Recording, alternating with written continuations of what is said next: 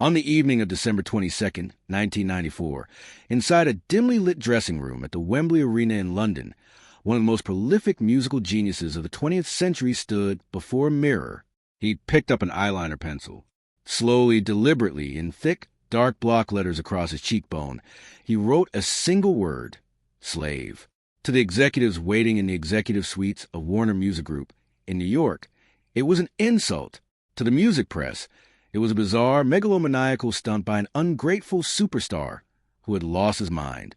But to Prince Rogers Nelson, it was a literal truth of his existence. He was a man who owned the master recordings to some of the greatest songs ever put to tape, yet possessed no legal right to release them when he chose. Tonight, he would walk out onto a stage before 20,000 screaming fans, silent between songs, refusing to speak, carrying the word across his face like a branded iron mark. To understand why a man worth hundreds of millions of dollars compared his life to chattel slavery, one must understand the hidden engine of the music industry, the ownership of master recordings. In music industry parlance, the master is the original recording from which every copy, whether vinyl, cassette, compact disc, or stream, is derived. Whoever owns the master controls the lifeblood of the art.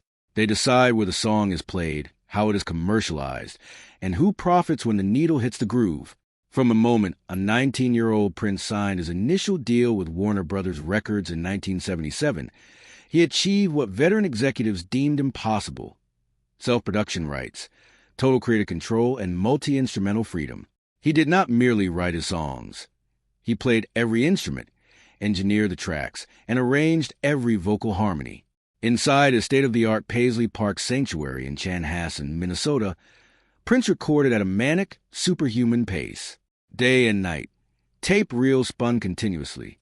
When he finished an album, he did not rest. He began the next one 12 hours later. Deep beneath Paisley Park lay a bank-style vault, a climate-controlled room secured with combination lock, filled with thousands of hours of unreleased master-quality music. But as his catalog grew into a national treasure, Prince realized a terrifying legal reality. Under his contract, Warner Brothers owned every single reel inside that vault. In August 1992, the music press trumpeted a historic milestone. Prince signed a massive 6-album deal with Warner Brothers valued at a reported $100 million, a figure that surpassed Michael Jackson's and Madonna's legendary deals. To the outside world, it looked like total victory. But buried inside the hundreds of pages of legal boilerplate were fatal restrictions that Prince had not fully weighed. Warner Brothers was an entertainment conglomerate built on traditional marketing cycles. They believed a superstar should release one album every 18 to 24 months, allowing ample time for radio promotion, music video production, and world tours to fully extract maximum profit from each project. Prince, however, was producing 3 to 4 full-length albums every single year. When he presented Warner Brothers with finished records, including his experimental project The Gold Experience, the label refused to release them. They argued that flooding the market would dilute his brand, cannibalize his catalog sales, and confuse consumers. Prince felt throttled. To him, holding back music was a form of creative violence. He was a river forced into a pipe, and the pressure was building to an explosive threshold. On June 7, 1993, his 35th birthday, Prince took an action that stunned the global media and left Warner Brothers lawyers completely paralyzed. He announced that he was officially retiring the name Prince. In its place, he adopted an unpronounceable glyph, a custom-designed hybrid combining the traditional symbols for male and female with an infinity loop. The media mocked him mercilessly, dubbing him the artist formerly known as Prince or Squiggle. Late-night talk shows treated it as the ultimate example of rock star insanity. But beneath the public laughter was a calculated legal attack on corporate ownership. In Prince's view, Prince was a trademark registered and monetized by Warner Brothers Records. If Warner Brothers owned a brand name Prince, then Prince would no longer exist, he declared. Warner Brothers took my name, credit for my grounded spirit, and converted it into a commodity. Now I am an unpronounceable symbol, and I am free.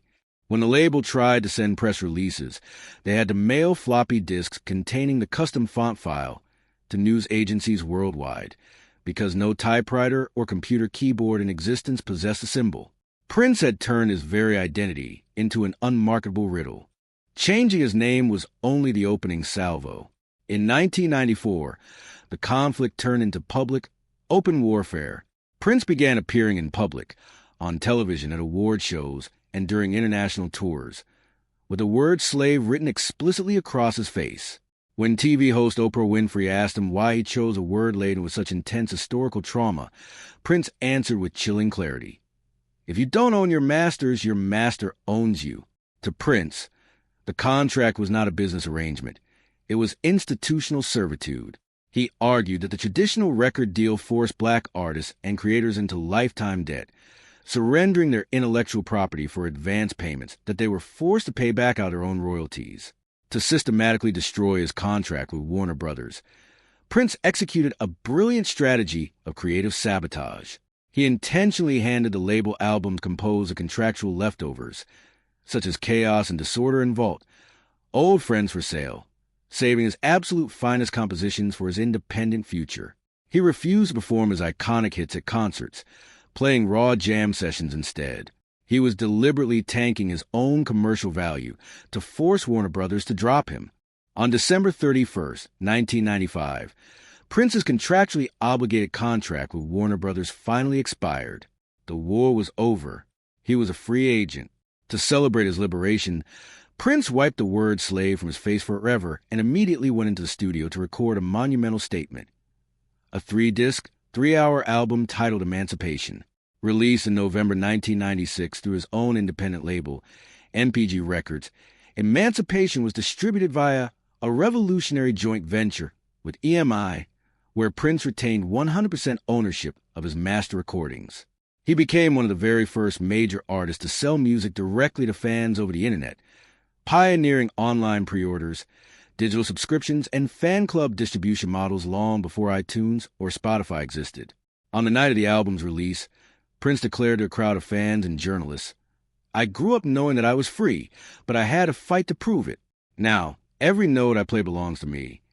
When Prince wrote Slave on his face in 1994, the music industry treated him as an eccentric megalomaniac fighting a delusional war. Today, history has proven that he was simply 30 years ahead of his time. Every battle being fought in the digital music economy today, from Taylor Swift re-recording her albums to reclaim her masters, to hip-hop artists demanding independent distribution deals, to streaming royalty reform, stems directly from the blood spilled by Prince in his war against Warner Brothers. He demonstrated that an artist's greatest asset is not the applause of a record label, but the legal title to their own creation. In 2014, 20 years after he painted his face, Prince accomplished the unthinkable. Warner Brothers surrendered. In a historic settlement, the label returned full ownership of all his classic 1980s master recordings, including Purple Rain, 1999, and Sign of the Times, back to Prince. He had fought the corporate titan, survived the ridicule, and reclaimed his life's work. Prince Rogers Nelson understood something fundamental that many artists discovered too late. If you do not control what you create, someone else will quantify your worth, control your voice, and sell your legacy to the highest bidder.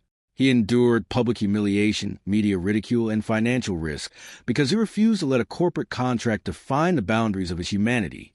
The word slave painted across his face was uncomfortable, disturbing, and controversial, and that was precisely the point. It forced the global industry to look in the mirror and reckon with its own exploitability. Today, whenever an artist owns their masters, controls their distribution, or stands up to an exploitive system, the ghost of Prince is standing beside them. He did not just write the soundtrack to millions of lives. He rewrote the rules of freedom for every artist who followed in his footsteps.